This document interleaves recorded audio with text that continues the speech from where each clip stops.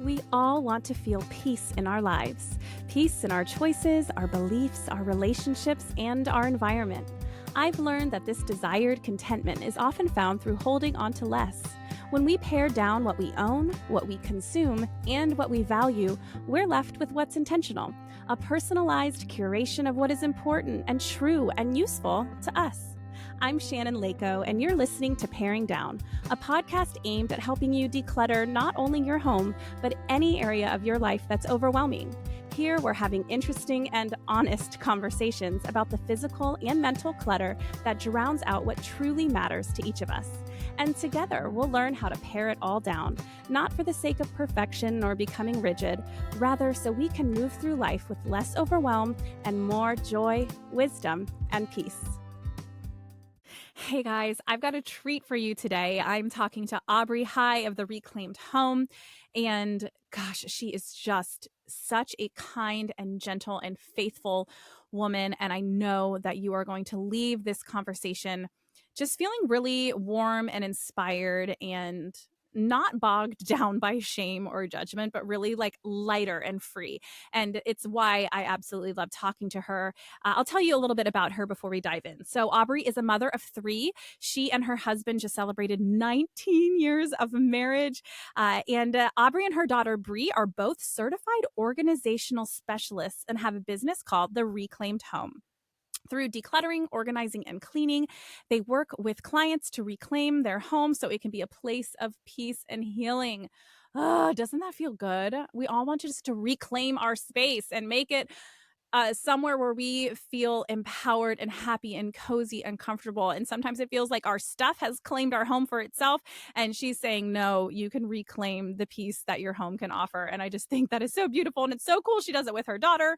And she's also going to be sharing a little bit about her living arrangements right now. That's all I'm going to say. I'm going to leave that as a little teaser. She has a really interesting living arrangements that she'll share about. So I know you're going to love this conversation. So let's dive in with Aubrey High.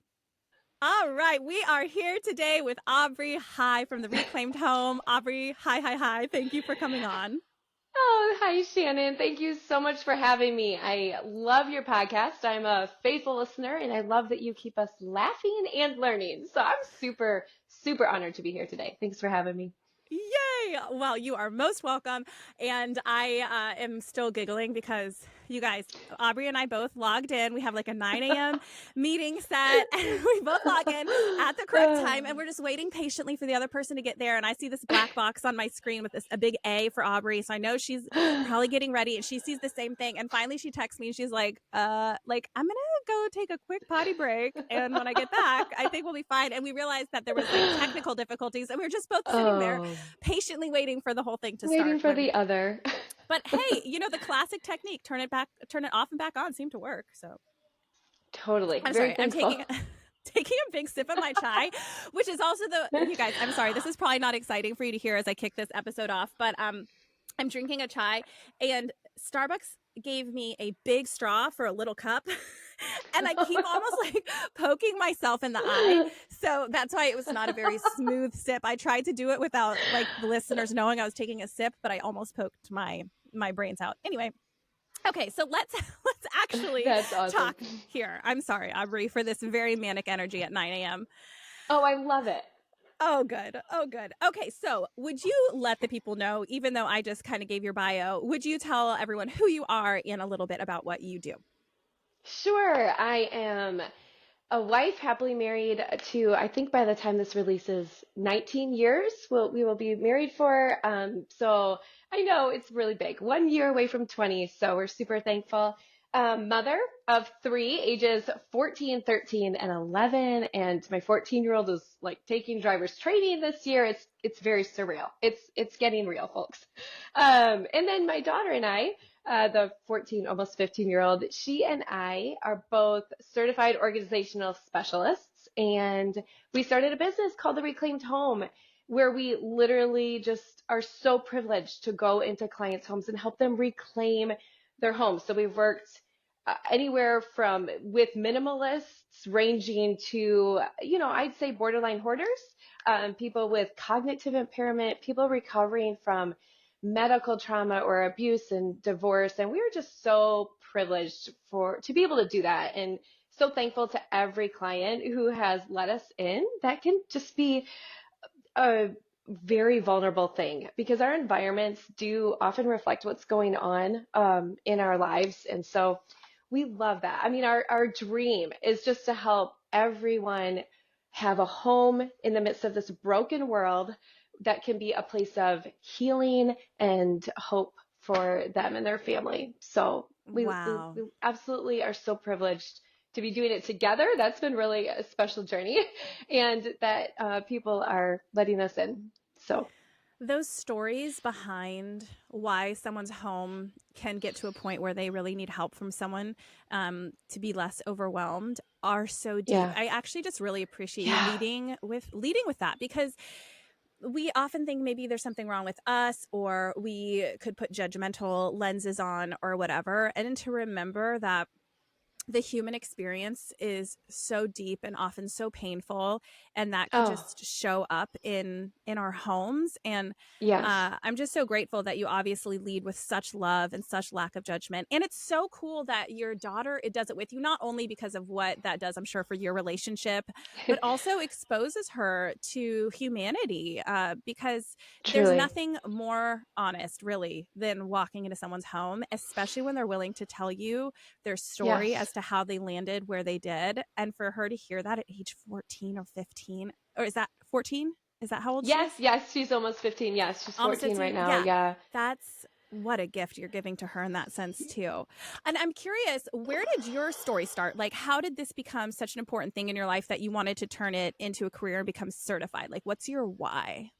Yes. Oh, well, I've always I've always gravitated ever since I was super young toward cleaning and organizing. And my parents would leave, I'd be in middle school or high school, and before they'd get back on their date night, I'd race around and get all my siblings involved to clean the house and surprise them. So it's always been kind of a natural, I'd go babysit, but the parents knew I was a little bit better at like them coming home to a clean home rather than being with the kids. So I always enjoyed and tried hard to love on the kiddos, but my greatest love was like when they're in bed or when they're occupied, I would like race around their house and clean their house. So I've always really enjoyed order and cleaning.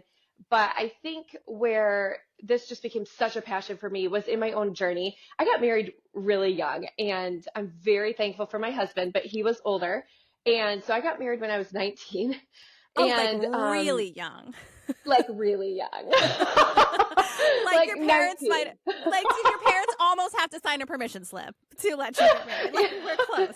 Yeah, they were like, yeah, it was, yes, we definitely had, I definitely had a lot of, yes, my large community was, I would say there was definitely some concern. But when I did that, I had a lot of learning and growing up to do. And for the first time in my life, I had a full-time job, and my husband was working full-time, and I got to keep anything extra that I made on overtime as my own personal spending money. So this turned into a bit of a shopping addiction for me. I'd say like a small scale shopping addiction because we weren't making much, but to me it felt it felt like a lot.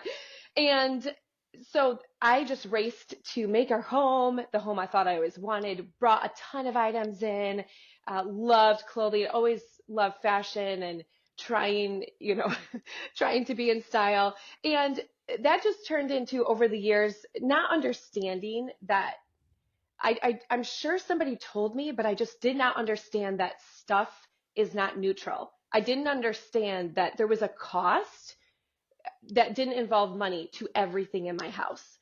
And so I just became more and more overwhelmed. Fast forward a few years, I have a 3-year old, a 2-year old, and I'm bringing a newborn home from the hospital.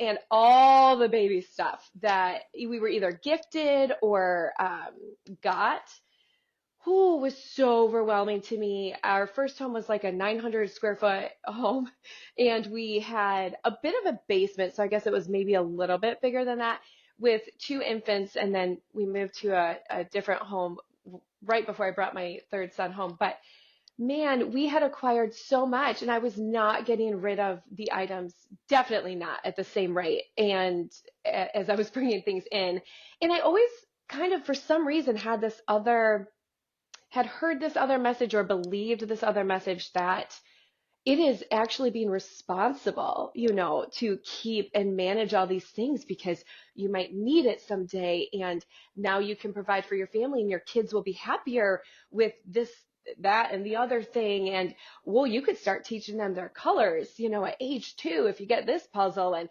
all the messages. And I just wasn't hearing, or at least not taking in the other side. And so I was so overwhelmed. I mean, this led to chronic health problems, and eventually I was in a state of fight or flight, excuse me. And I had to get on medication to get out of it. I mean, I could not even function well. So after all these medical issues, the overwhelm just turned internal, and it turned internal in a way that just really attacked my body physically. Obviously, I was a wreck emotionally and mentally. So I have this huge passion now. If somebody had told me it was as simple as educating myself that every single item takes up time, and you have to clean it, and you have to find a place for it, and you have to manage it when it breaks, you have to fix it. If somebody had helped educate me on that and then just say, guess what? There's this amazing thing called decluttering. If you're overwhelmed, you can significantly reduce your stress by just moving some things out. Oh man, I would have just been so grateful. So I am like on a mission to help people who are either overwhelmed. Like I said, a lot of the cases that I'm walking into, they're either recovering from significant loss or trauma or cognitively impaired, or a lot of neurodivergence as well that just adds to the overwhelm. So that's where it comes from. Lots of passion there. Wow. Well, I thank you so much for sharing so vulnerably your experience, because you are just not alone. And I can only imagine that as someone who loved cleaning. I mean, you sounded like the ideal child. I'm like, I where's don't know about my that. kids? Well, I hope my kids someday, I'm going to make them listen to this and be like, when mommy and daddy go on date night, like, I expect you guys to like step up. Okay. No, I mean, So that's funny. really amazing. But I imagine that when you combine that love of order, that love for cleaning, with then this overwhelming, especially with the kids stuff, and it's like this, you just kind of go crazy not realizing, like you said, all of the effects of our stuff. That's a hard combination, because you want it to be clean, you want it to be orderly, and you're one person. There's only so much you can do to keep that much stuff organized and orderly and clean and have a place for it, and then you are managing all the like kid stuff on top of it. I mean, it's a lot. And I was actually, when you said, oh, the educational toys. And I mean, those are definitely what gets most parents. And I have to share this story that comes to mind because it is something that brings me so much comfort. One of my smartest, most successful friends, like who is just brilliant in every way. She said she went to kindergarten, and on the first day of class, they had the overhead projectors that we had back in the day. Yes. Oh, with the slides. You know how it goes. I loved those things, man. Actually, we found one at a, this is Did you really? Yes. Okay. We found one at this like yard sale in Alaska, and Aaron and I were like, we can't just leave it here. We need this. And I wasn't in my decluttering journey yet. And so we took this thing home because it had so much like sentimentality. And then we were like, what are we going to do with this projector? And we then of course got rid of it. But yes, so it was that she was in kindergarten, and on first day of class, her teacher just put in a different slide of different colors. And the kids yelled out as a class, like pink. And then she did the next one, orange, blue. And she said she looked around her class and was like, how do they know this? Like, she was in kindergarten and did not know her colors because she was an accidental third child. And her parents were like, I mean, we don't have time for this, like, so, your kids will more than likely be okay. I'm not saying don't educate your children, but like they're gonna be fine. They will all learn their colors eventually, and all of those things. It's gonna be okay. I mean, I certainly have become less rigid about at-home education with my second and third. We read books to them and whatever, but nothing that's like the greatest my first. gift. Nothing like my True. first. And they're fine. Actually, I had a teacher compliment my daughter on, or actually it was a parent to compliment my daughter on knowing her letters whenever we'd walk into preschool in the morning. She's like, oh, Joe already always knows like which letters on the paper. And I looked at her and I was like, yeah, I have no idea how. Like, I'm not teaching her that. And she looked at me, she goes, oh my gosh, thank you. That makes me feel so much better. And I'm like, some kids just pick up certain things and some They kids do. don't. And like, it's fine. I'm sorry. That was a total side tangent. But when you I said loved that, it. I loved it. I'm here for all of it. oh man. Okay. All right. So let's dive into the next thing I really want you to share with the listeners, which is your current situation, your living situation, because you just shared Yes. with us your background with decluttering, which is Mm-hmm. so vital.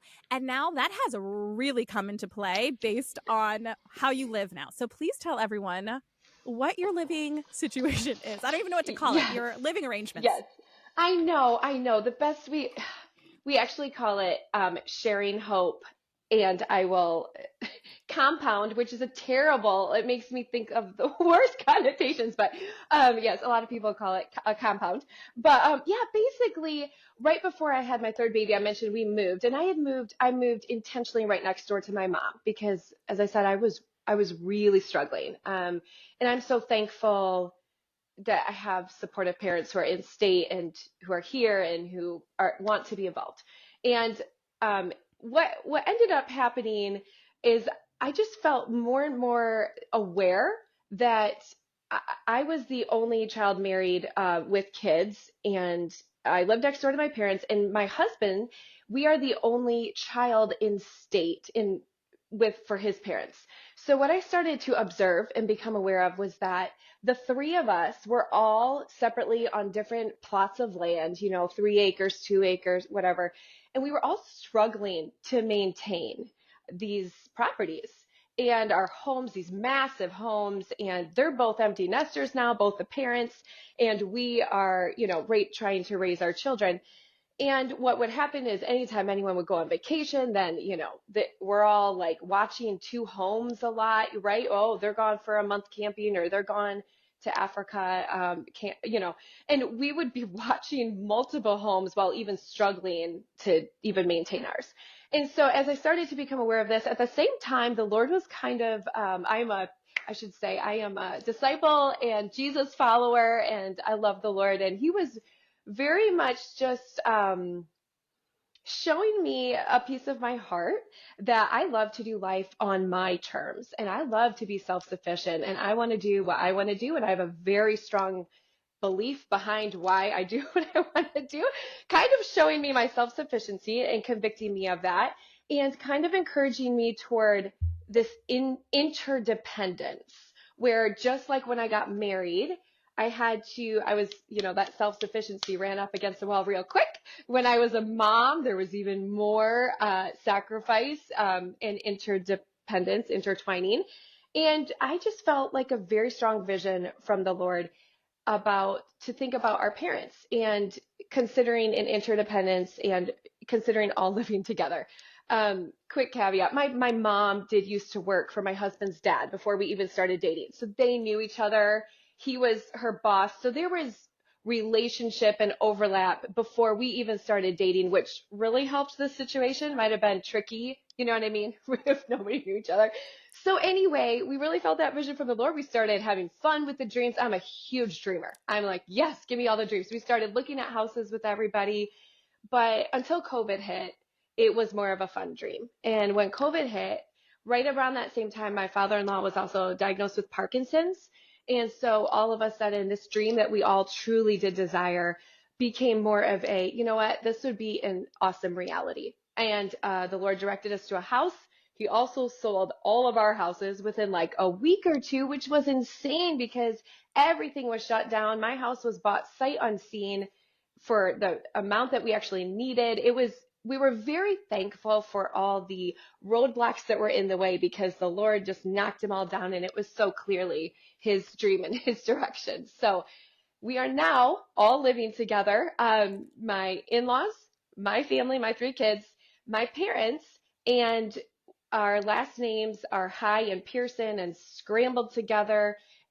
They all come out to sharing hope. And that's really our vision for whatever you want to call this property or compound, to really share hope with the world. And because it's a little bit bigger than I would want. I know I've heard you talk about it's hard to maintain a large home. We have 5 bedrooms just for my immediate family. So we all kind of have our separate living areas, our separate garages, our separate laundry. I mean, it's insane. The house was just like this. It was crazy. But we have a lot of bedrooms. So I would like shut off bathrooms. We have 4 bathrooms. I can't even keep 2 clean. We're shutting off bathrooms. I'm like, kids, you're not allowed to use that. But what's been so neat is that one of our family core values is respite care and just being aware of the needs of the world. And so we've been able to offer that bedroom to people who are in abusive situations that we find out about that can come stay anytime. And then we've been able to house someone for several months. And right now, my nephew is living with us. He's actually my in-laws' place, but his family's overseas as missionaries. And this fall, his sister, my niece, will come and live in our area. So we're able to just we're loving just using this to just try to be an open place for people who need it. And it's been beautiful. But let me tell you what, the journey from condensing 3 households to one, and especially when you think of like my parents were there for 20 some years, I think, and my in-laws as well. It was like their homesteads, right? So they really both wanted to downsize, but when you want to downsize, sometimes the act of downsizing, it can still be really tricky and really painful, as well as beautiful, right? So all 3 of us really downsized to get in here. I no longer have a basement. That's the best thing that ever happened to me. Nowhere to shove stuff. So yeah, it's been really interesting. Wow. I just finished the book. I think we were reading at the same time, The Art of Swedish Death Cleaning. Were you reading that at the same time as me? I was listening to it. I still have about an hour to go or so, but that was, I would say, very much along the lines of they would even bring things like that up. They had seen some of their friends' parents die, and they were like, "We do not want to leave you guys with this mess." My parents were communicating those things, those types of things to us. So I know along those lines, they just really wanted to simplify. Yeah. Yeah. And so they were able to kind of get that done a little bit earlier. And I mean, what a gift to Yes. all of you. I mean, I'm sure that's a big weight off their chest and for you. And not to say that we're thinking about them dying by any means, but like downsizing out of a house is usually not something people do until much later in their lives. Right. And I think it's really cool that your parents got to do that earlier. So you had said that you like shut off these bathrooms even so that you don't use them. What are other ways that you make sure that stuff just doesn't explode everywhere when you have this many adults and teenagers living in one place? Yeah, that's such a great question especially because we have different tendencies here. The different couples have different tendencies and the different personalities even. And so one thing that we've realized is that if we have space, we will fill it. And because a common thread and a common goal for all of us was to downsize moving here, we have taken action to get rid of extra space. For example, we had this massive 2-story shed on the property. It needed some help. It was a little dilapidated. So we either had to pour money into it and fix it up, or we, had to tear it down. And I pushed so hard. I pushed all my people. A couple of us pushed and others wanted to move it because you never tear down storage, and so we had to have real honest and real conversations about this. But in the end, we tore it down. Best thing we've ever done. And so the more space like that we get rid of, that can just become a hidey hole and a shove crap in, is really helpful for us. So we're trying to be very intentional about that.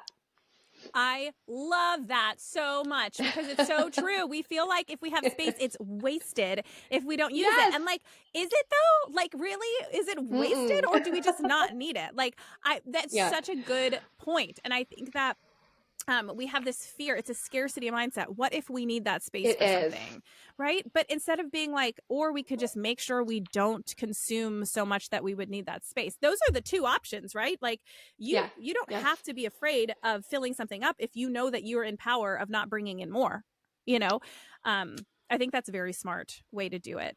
And I kind of want to close off one of our bathrooms too.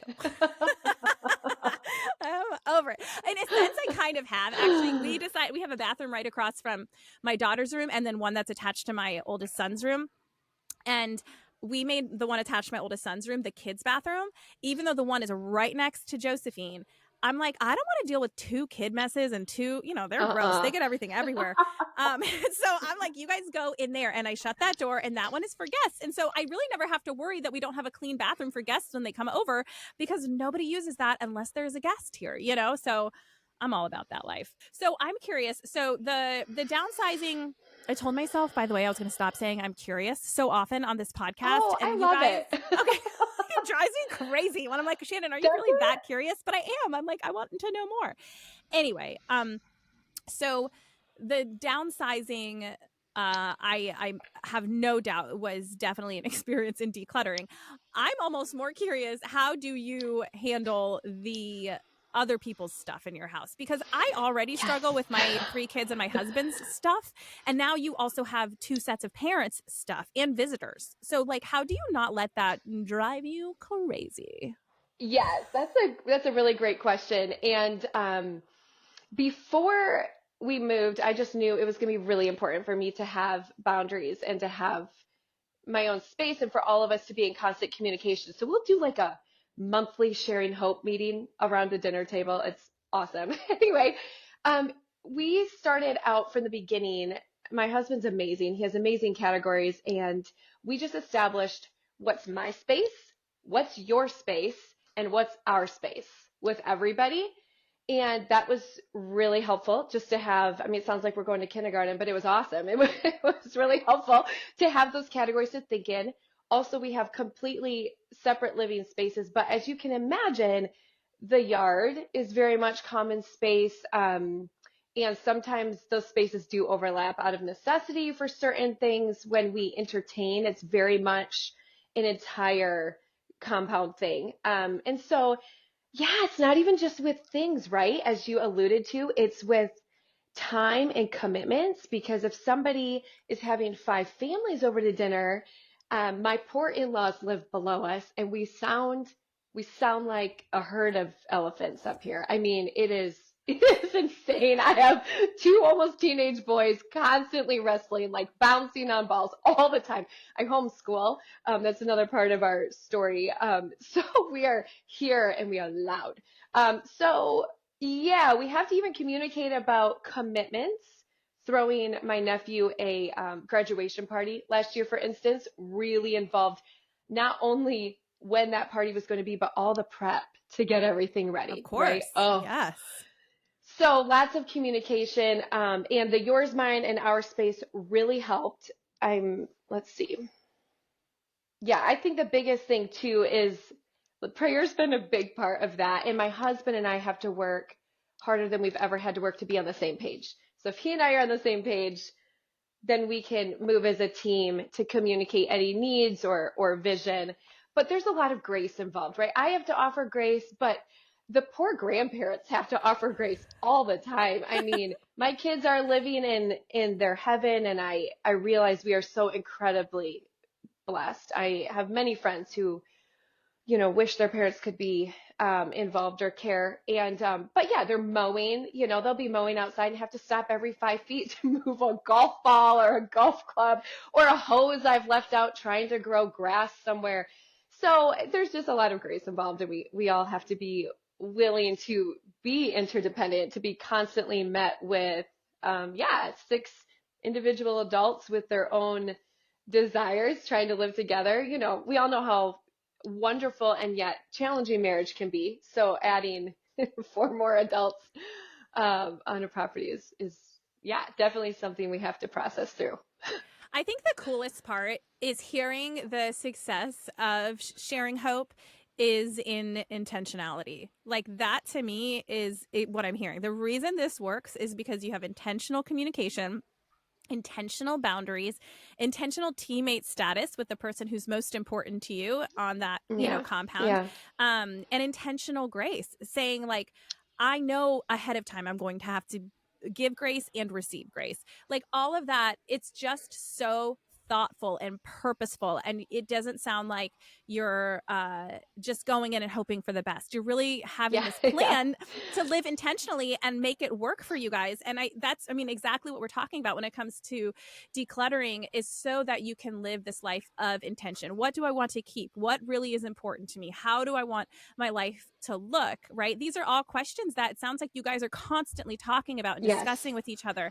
And that's such the root of healthy relationships and a happier, more connected life. So that was incredibly valuable to listen to the wisdom that you shared just Oh, then. And I would love to kind of dive into also this topic of making space for what we love. And that's both literal space, but also maybe space in our schedules. hmm Something that you and I have connected on so much is our love for creativity. I know both of us are into theater and all of those things that make our hearts feel so full.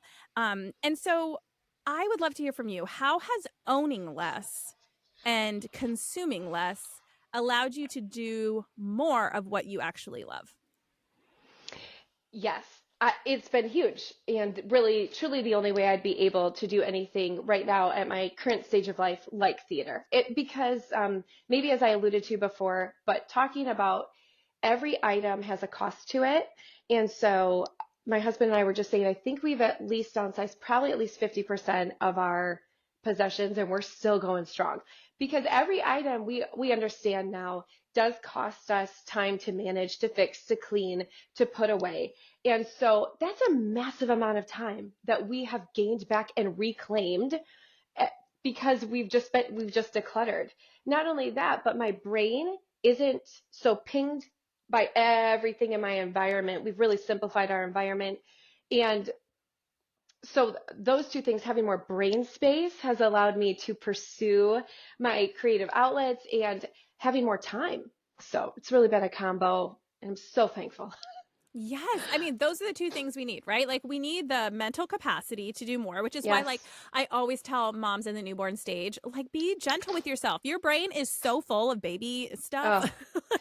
like, it's no wonder you're like, I can't imagine, how do you do X, Y, and Z? And I'm like, because I don't have a newborn or I've done it before. Like, I've had a newborn before or whatever, like that brain space is necessary in order to do what we want to do, and time. And I want to get more into that, the time and the schedule. But I also real quick want to add in here, what is physically in your home have you noticed you appreciate and made space for that you really love that was lost in the clutter before? Yeah, absolutely. And if you're on Instagram, you've probably seen maybe a video of my bedroom. I mean, it's mortifying, but I share because I like to make other people feel better and say, "Hey, it's okay. It's okay to be where you're at. We just have to start." And you'll get so much relief. Let's get rid of the shame. It's not doing us any good. But I couldn't even move. I could barely get to my bed. Multiple times in my life. Our master bedroom really clutters up because I tend to shove anything in here that needs to be hidden for a bit. And so now I have a I paint in my room. As in like painting doors, and I do a lot of painting and redoing of our home. So it has really opened up, I mean, a massive area in my room for exercise, dance, and painting. Also, we can get to our piano now, and I love playing piano and singing. And so, the treasures really rise. There's space. My daughter's a dancer, so she really appreciates just having space in our home as well. If you can't move anywhere, you can't practice dance. So we love it. My boys love, they have huge exercise balls that they'll just bounce all the way through the house with. And we do, a lot of sports, sometimes even indoors. So we're super thankful for the physical space, and the treasures that have risen from that would just be basically our creative pursuits, like space to do everything healthy from exercise and yeah, dance and stuff. So Yeah, just to move throughout your space, or I like, know I think, obviously my kids are younger than yours are right now, though we have very similar age gaps between them, we and so it's do. nice to see you thriving and surviving like way ahead of me. Cause sometimes I'm like, I don't know if I'm going to make it, honestly.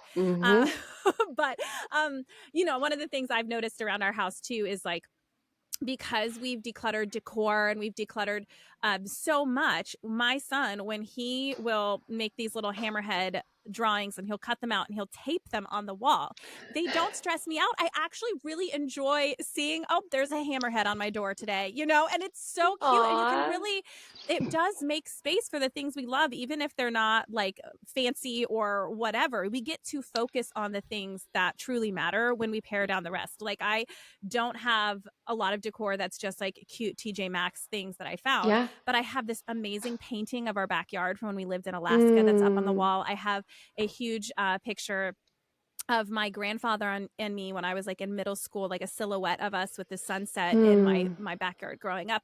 Right, everything I see is something, whether it's the hammerhead paper on my door or it's the painting or the pictures, brings me such immense joy.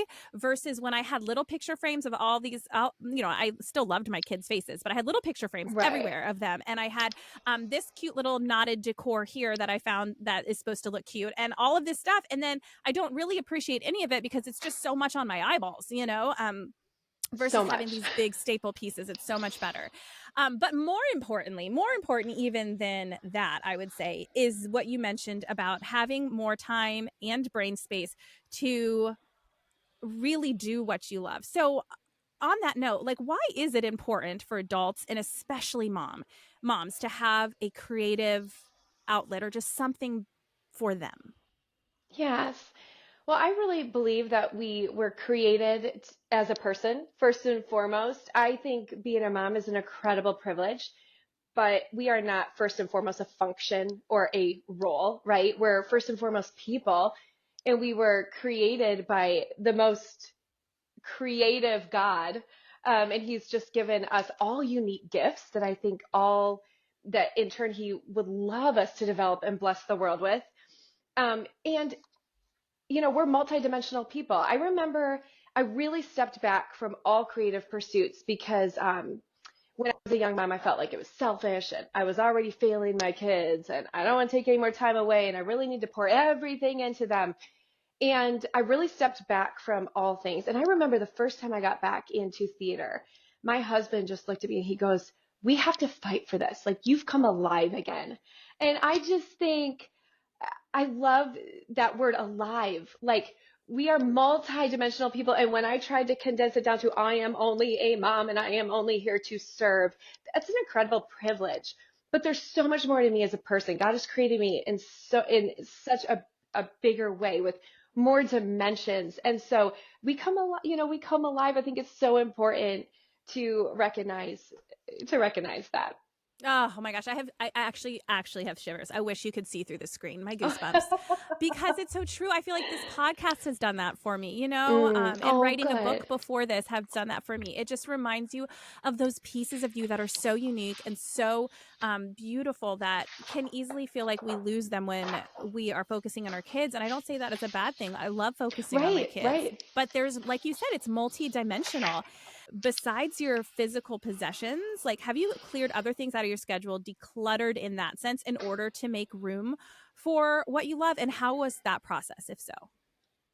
Yes, I really have.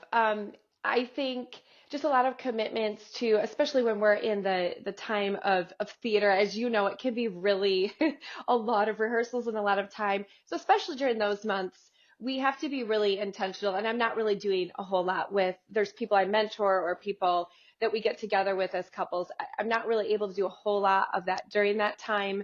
Um, but also we homeschool, which can be a both and, but what we do is we kind of do an all year round schedule where my kids love being involved now. Now it's turned not just for me being in theater, but my entire family loves being involved, which has made it a huge win. I have a son and my husband do backstage, and the other of us love to just be in the chorus or audition for parts or whatever. So, what that has looked like for us is we are able to change our schedule and we take like 2 weeks off every showtime of our schooling, and that has really helped us. I mean, that's massive. My kids can sleep in after a midnight rehearsal without getting sick, and have a little brain space in the morning without having to rush back into a school schedule. So we're super intentional about how we structure that. I'd say we started homeschool because of some neurodivergence, and now we're like, oh, but the flexibility, and it lets us pursue so many passions. And I'd say theater is a great education in and of itself for so many reasons too. So we're really thankful. So I'd say the big pieces are all the extra curriculars with friends or outside commitments, and then also the schooling piece. So yeah. What you have shared today has really actually opened my eyes to how much we again, I say this as a culture because it's something that I haven't even thought of. It's just kind of ingrained in me, is like the normal thing to do. You sign your kid up for soccer, you sign your other kid up for theater, you sign your other kid up for ballet, Yeah. or whatever. And between you having a business with your 15-year-old, 14-year-old daughter, and then your whole family doing shows together, which I did a little bit growing up too. My dad would absolutely be in the show, and my brother and me. And then my mom would do a lot of like costume work and that kind of thing. So we were Oh, all love involved that. as well. But I don't know how. I mean, maybe my parents were way more intentional than I realized. I mean, my mom especially, I feel like, is so intentional that I wish she was still here so I could be like, oh, Mm. did you do that just because like it actually made your life a little easier too? It's just like it's a good way to Yes. connect with your family without separating out everything. But I love hearing that from you, because it's not to say that there's anything wrong with all these different extracurriculars, but we can make the intentional choice to simplify our life by combining things for our family, right? And I Yes. think that sometimes modern extracurriculars make that hard based on age groups or this or right. It's hard, and our kids might It's have different hard. interests, and that's okay. But what Hmm. I'm hearing from you is to look for those opportunities to combine whenever possible, not only for schedule reasons, but also for beautiful memories created within your family unit. Like, I can only imagine how fun it is at the end of the night. You guys debrief and be like, oh my gosh, did you see that person almost missed their cue? Yes. And like this, and like, it's Yes. so fun. It's so much fun, and it's really been a huge gift that I really didn't see coming at all. So thankful. Yes, I absolutely love that. And so for the sake of time, I don't want to I have so many questions that I've written down here to ask you. I do I this every time. I'm know. pretty sure on every single episode I have with a guest, I'm like, I'm sorry that I can't ask all of the questions I want to ask, but I would be most curious to know, how did you get past that idea that it's selfish to pursue things just for the sake of the fact that they make you feel good and they fill you up?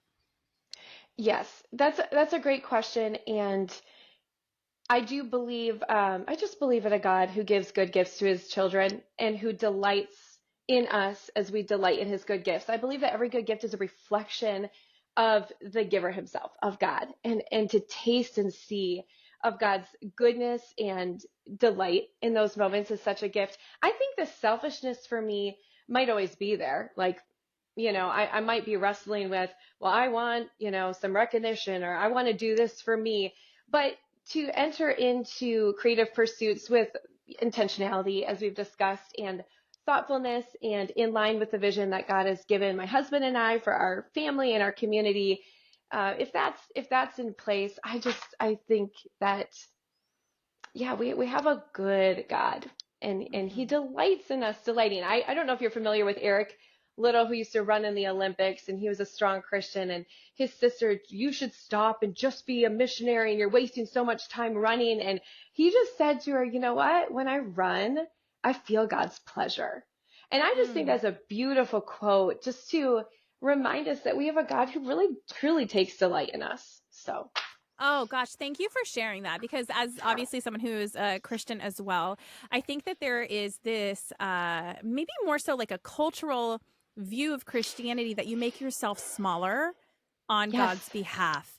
When in reality, all that's doing is a disservice to the gifts that God has given us. He's made us fully human for a reason, and like fully, I should even say fully, I guess, expressive and unique and able and capable as Hmm. humans. He's done that for a reason, and he wants us to feel that joy in what we do. And that to me is another gift of following Christ, is this Yes. freedom to lean into the good parts of life that are so fun and Yes. exciting, and not Yes. have to feel like we are just one dimensional. I love that answer, and thank you. And something that I think is important too, especially as moms, as we're in that kind of a thought process today with our kids, is that our schedules and our priorities change with time.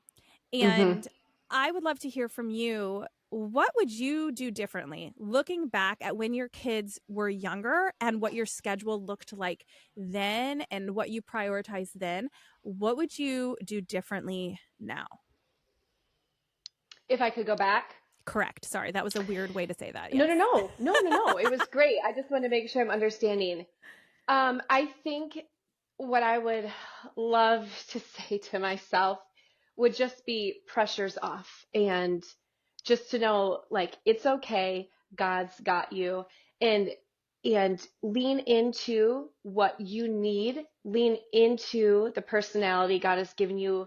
It's it's okay that you feel I felt like I had such a lower capacity than other people. And now I know that I was just dealing with other struggles, and even my children, and some neurodivergence there, and trying to figure out how to do life, just to really just tell yourself like you don't have to be anybody else. You don't have to do all these things just because you think it's the right way, or you feel pressure from culture, or you're worried about, if I don't do this, my kid's not going to be, exposed to this and he might miss his calling. And I just felt so much pressure. So I think I would say feel free to take more time for yourself. Feel free to get rid of your junk. That would have been the best thing for me. But really, just pressures off. And I wish I could have heard that. I know people tried to tell me that. But you have to come to that realization yourself, So, There's so much truth in that. There really is. And I'm in it, those like little kid years right now. And there's just so much. And I know it doesn't really go away, but we're just newer at managing all of the chatter of this is what's normal, and this is what you should do, and this is what your kids should be behaving like, and going to school and being involved in, and understanding and behaving, all of the chatter. And it's hard to declutter the noise and focus in on what yes. matters to me and my family and what we value, right? Like it's just Hmm. we don't have as much learned experience as a mom like you who's been a little bit further ahead. So thank you for that permission to be gentle with ourselves and to be intentional with our time and care about ourselves too, because these little kids Yes. age are the ones Yes. that people are like, oh, you never get those back, like Oh, they're I know. I know. I it's know those hard. comments are so well meant, but all I ever felt from hearing something like, you never get this back, enjoy every moment, all I ever felt was pressure. Like, I can't. Like, I've got, one kid just had an accident, the other two diapers are dirty, and all three of them need to be fed, and I don't know what to do. It's just, I know they're well meant, but it's a Yeah. lot. I do have to tell you, I feel like that was such a beautiful stage, but it's so, there's a lot coming at you mentally, and I do feel like it changes, especially as they get a little older. When my youngest was 4 or 5, I'm telling you, we really enjoyed those years. I'd call them the golden years, because some of the really difficult tasks, like diaper changes, or they're just able to communicate a lot better. They're able to do a lot of things for themselves. And I love the little year, like I tried to love the little years, but it was really mentally challenging for me with my struggles and my neurodivergence. And so, yeah, it's coming. It's coming. Hang in there. And I love that you are trying to hold the beauty of them while also remembering, you know what, I'm going to do a podcast, because that gives me life, and that brings life, and that's me using my gifts. You are so gifted with words. I'm so glad you do this podcast. So Oh gosh, thank you. That's seriously such an encouragement, because it's so true. Those voices start peeping in like, oh, they should I be putting do. my kids in? I work part-time too in addition to this podcast, and it's like, Should I really have them in school for 3.5 hours in the morning? Or like, am I going to Mm-hmm. miss out on this time in their lives, like by not being with them Yeah. 24/7, And then when they're home from break, I'm like, oh yeah, no, this is good for all of us. This is really good That's for right. all of us to have a little bit of a break. And some people, they don't need that, or like they find other avenues other than school and to get their break and their time. And that's great too. But for me, it is a gift to send them in the morning. Let's Absolutely. go ahead and finish out here with 2 questions that I ask everybody. And the first one is, what is one area of your life, physical or otherwise, like we just talked about, that you are currently paring down or you want to pare down?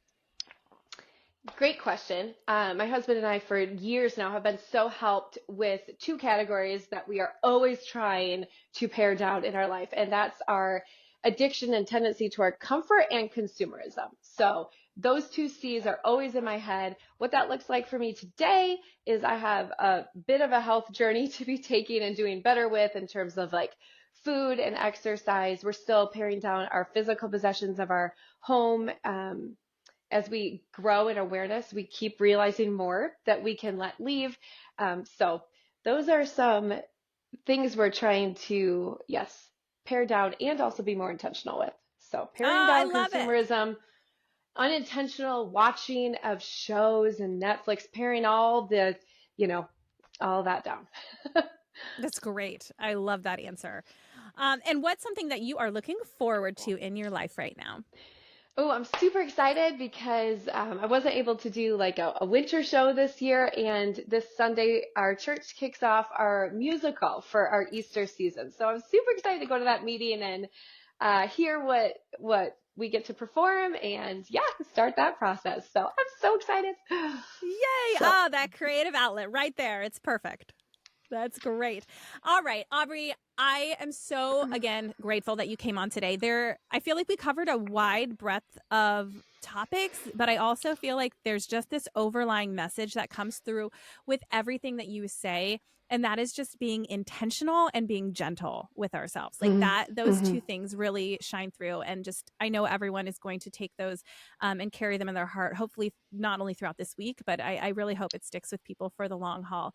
oh. So where can people find you online so they can hear more of this glorious wisdom of yours?